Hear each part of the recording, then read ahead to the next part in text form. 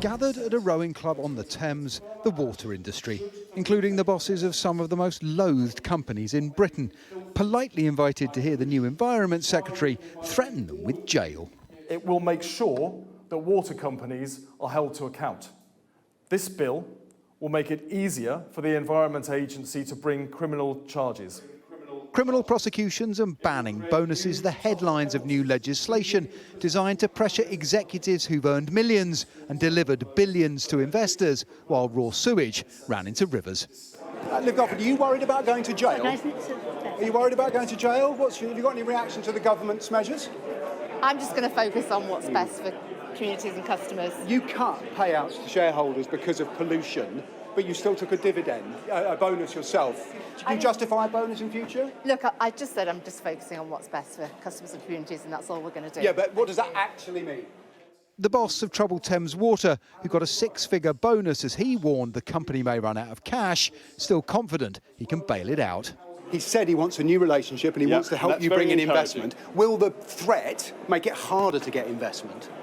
I am focused, like he is, on getting that investment. Can you save it? Thank you very much. I can save it.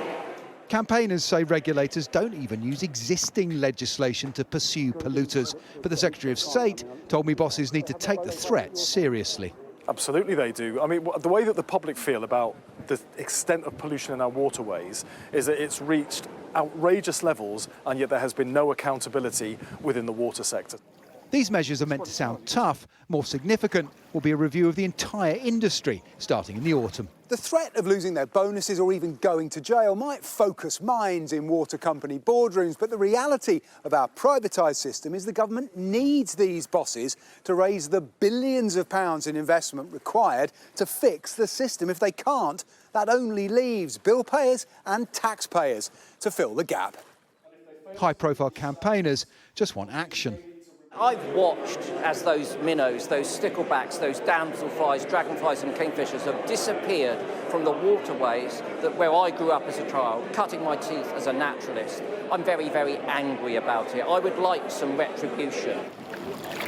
For now, customers will pay, with bills due to rise at least 20% next year, and wholesale reform years downstream. Kelso, Sky News on the Thames.